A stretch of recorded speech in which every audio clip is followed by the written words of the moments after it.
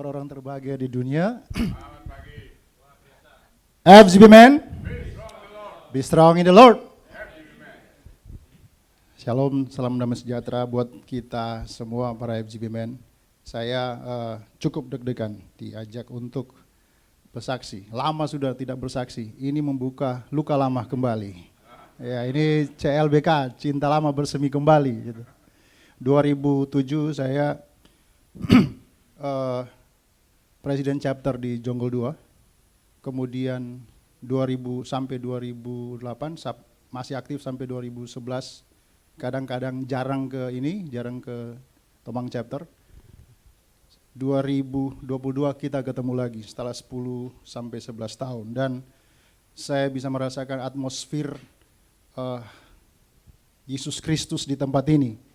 Bagaimana businessman itu bisa melayani Tuhan dan saya selalu mengatakan saya selalu punya kerinduan untuk melihat Tuhan di tengah-tengah businessman gitu ya. Jadi saya menyaksikan bahwa saya ini tidak punya privilege. Artinya gini, masuk Jakarta, saya ini orang paling penakut, kemudian saya harus dipaksa untuk keluar, ya saya tipikalnya introvert, dan saya sempat menjadi pimpinan pemuda di gereja di Gemim, punya kerinduan untuk penginjilan, tidak tahu mau bagaimana penginjilan, apalagi ke bangsa-bangsa. 2002 tiba-tiba ada kapal pelayanan dan saya ikut saja di training. Tidak tahu saya direkrut dan waktu itu saya tidak punya uang, tidak punya pendukung kecuali doa dari gereja. Dan saya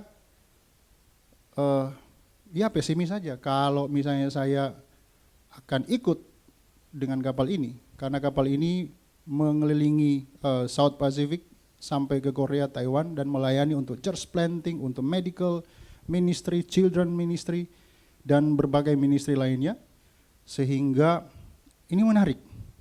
Nah, saya berdoa apakah ini jawaban dari doa-doa saya dari tahun 93, berdoa untuk bangsa ini dan saatnya untuk pergi ke sana karena saya tidak punya apa-apa. 3 hari sebelum kapal itu berangkat, saya ditelepon.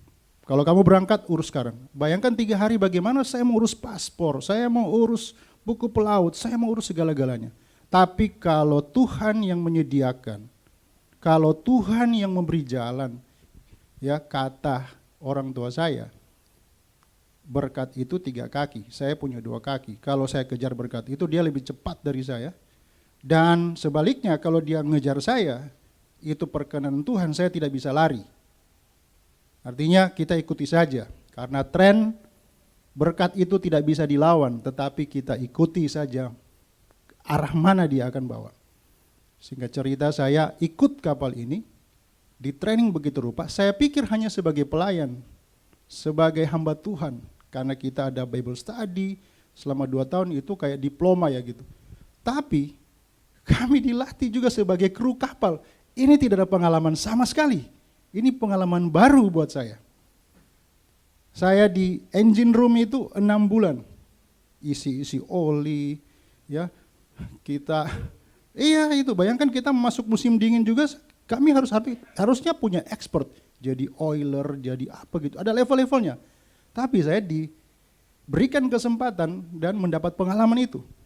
Saya 1 tahun ada di deck department. Deck itu ya urus-urus untuk kapal, ya kalau orang kapal itu tahu. Kemudian saya sempat ada berapa bulan di ministry department. Nah ini luar biasa. Kami tidak tahu apa itu namanya peperangan rohani. Masuk di negara Micronesia, di Yap Island, masuk di Koror, Palau, masuk di beberapa daerah yang kayak Saipan, Guam, itu banyak voodoo di situ. Ya tahu lah Gemim, gereja-gereja kami ini tidak terlalu familiar dengan peperangan rohani dan harus berhadapan dengan itu. Wah, usir keluar, masuk lagi. Waduh, bagaimana kami bisa melihat kura-kura, kura-kura ya? Itu diameternya itu hampir 2 meter. Itu diikat kayak sapi kayak gitu di pohon gitu ya. itu mau disembelih, mau dimakan. Itu betapa kayanya sumber daya laut di Pasifik. Kami ketemu dengan nenek-nenek katanya sudah 100-an tahun gitu. Tapi kami tahu itu dukun karena kami bisa merasakan situasi seperti itu. Ikan duyung apalagi Pak? Iya gitu. Dan di sana masih ada, karena begitu banyak misionari-misionari muda waktu itu. Kepala-kepala sukunya minta, kalau bisa misionari itu jadi istri kami. Karena di sana poligaminya wah jadi berat sekali kami harus menghadapi seperti itu. Ada kapten, ada berapa pendeta. Ada pendeta kami dulunya itu jarinya terpotong. Gara-gara harus mempertahankan Yesus Kristus. Dipotong oleh beberapa suku. Dan akhirnya suku-suku itu terima Yesus. Karena mereka lihat bahwa Tuhan memakai dia dengan luar biasa. Bapak Ibu sekalian, saya ingin menyatakan bahwa Tuhan itu menyertai dimanapun kita berada. Kami harus melewati Pasifik 14 hari dari Yap Island itu dengan satu mesin, harusnya 2 mesin. Bagaimana itu Pasifik? Itu tinggi-tinggi kan gelombangnya. Dan untunglah kami anak kepulauan bisa survive semua pada tepar, harus ada yang masak. Aduh, ini pengalaman luar biasa. Dan bukan hanya itu, tapi Tuhan juga memperlihatkan kepada kami pada titik kritis. Karena kami harus buat surat. Kalau terjadi apa-apa, bahwa manajemen kapal, manajemen pelayanan tidak bertanggung jawab. Kami bertanggung jawab diri sendiri. Saya ingat tulisan-tulisan Paulus ya, jadi kami mau jadi martir, mau mati, mau apa, terserah di situ. Tapi Tuhan mengizinkan kami hidup sampai saat ini. Dan luar biasanya, ya, saya cukup malu bahwa saya dulu street evangelism segala macam itu ya, prison ministry, tapi cuma satu yang saya dapat jiwa. Itu pun di rumah sakit. Tantang dia, terima Yesus. Tapi saya merasakan, waduh, tidak apa-apalah, 2 tahun dapat 1 jiwa, puji Tuhan. Ya, itu karena saya tantang langsung, karena masih belajar.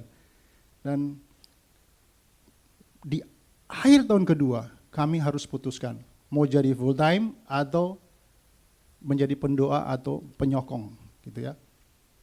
Karena di missionary itu ada 3, yang diutus, yang menjadi penopang dalam doa, dan yang menjadi penyokong dalam pendanaan. Ya, jadi ada itu, ada para church dan seterusnya ya yang mendukung. Saya berdoa, saya bilang tidak kuat saya kalau di sini. Biar saya pelayanan di marketplace. Dan akhirnya saya di marketplace. 2002, begitu selesai kembali ke gereja, gereja tidak terima kami. Karena waktu itu gereja juga tidak mau utus. Banyak sekali pendeta-pendeta yang mau ikut, tapi mereka enggak dikasih kesempatan.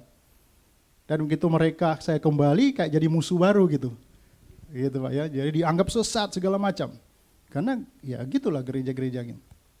Tapi saya tidak kecil hati. Saya punya moto, kasihilah musuhmu. Karena kebenaran itu harus dinyatakan. Nah ini sebenarnya kasih musuh ini yang membawa saya sampai Jakarta. Sampai Jonggol ya, karena mengasihi musuh juga dan mengasihi istri juga. Istri bukan musuh ya jadi. Jadi singkat cerita, Tuhan berikan kesempatan ambil S2 di UI.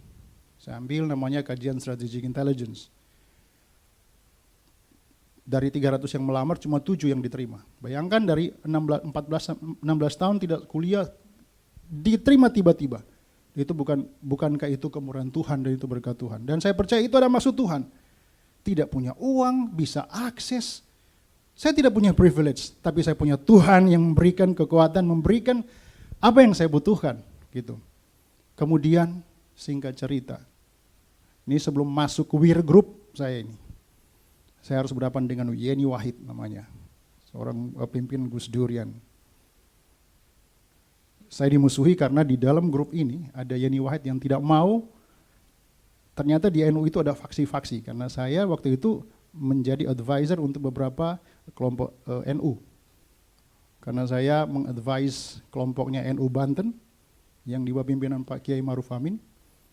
Dimusuhi saya, gitu ya. Sehingga di grup ini ada banyak stakeholder, saya dimusuhi. Jadi saya pikir Wir sudah tidak bisa lagi. Tapi saya tetap berdoa, Tuhan berkati Yeni Wahid, berkati seluruhnya. Karena kami tahu bahwa di politik itu musuh dan kawan tidak beda-beda tipis, tergantung interestnya, kepentingannya apa. Kalau kepentingannya bertemu, berkawan. Kalau kepentingannya berpisah, maka jadi musuh. Tapi itu cuma sementara. Tapi saya bisa melihat bagaimana di politik itu lebih enak daripada di gereja. Kalau di politik begitu selesai. Saling merangkul. Di gereja saya kurang tahu karena saya lihat begitu. Waduh, ini saya bilang ini mengasihinya ini lebih banyak di politik daripada di gereja ya gitu ya. Wah, saya minta maaf Bapak-bapak kalau ada yang terkena, tapi memang itu tujuannya. Jadi, saya berdoa selesai, saya pulang kampung 2 tahun, hampir 2 tahun karena COVID, saya ditelepon lagi. Bapak ditelepon harus ke Jakarta, saya nggak tahu apa, tapi ketemu dengan pimpinan-pimpinan, ternyata mereka mau IPO, harusnya 2001 bulan November. Saya sudah datang ke Jakarta, baru saya diberitahukan pada saat IPO diundang waktu itu, Anda masuk sebagai Board of Advisor, BOA-nya. Di situ ada Helmi Yahya, ada Basuri Cahayapurnama, ada beberapa itu. Siapa saya ini? Kenapa saya ada di lingkungan itu? Apa yang harus saya advise dibanding mereka-mereka ini? Tetapi saya percaya ketika saya tidak berbuat apa-apa untuk memusuhi teman-teman di grup WIR ini, saya berdoa satu demi satu dan saya percaya kebenaran Tuhan itu lebih besar daripada apa yang terjadi di dalam konflik di dalam kelompok ini. Dan puji Tuhan sampai saat ini saya mendapat kesempatan untuk ambil posisi itu. Bahkan Tuhan buka jalan dan saya harus berpikir pertama, apa yang harus lakukan? Saya harus cari apa? Pelayanan di mana? Saya mulai berpikir full gospel. Tempat paling nyaman, tempat paling enak dan share sama-sama gitu Bapak-bapak. Saya minta maaf karena saya pikir nggak ada tempat lagi untuk saya kembali. Harus kembali ke full gospel. Karena saya percaya ada maksud Tuhan untuk full gospel. Karena saya yakin full gospel itu bukan sebuah alat yang seakan sekonyong-konyong, tapi ini ada maksud Tuhan. Ketika saya kembali, saya diminta untuk ke Young Movement untuk berbicara di situ. Saya kaget loh Bapak-bapak, ternyata banyak bisnisnya muda yang punya potensi luar biasa. Menyambut 2024, harus ada tokoh full gospel yang hadir di pemerintahan. Harus ada tokoh full gospel yang harus menentukan kebijakan-kebijakan ke depan. Kalau tidak, ya inilah kita. Kita hanya sebagai media yang begitu-begitu saja. Kita harus buat perubahan untuk bangsa ini. Tuhan Yesus memberkati. Terima kasih. Terima kasih Pak Marlon. Ya.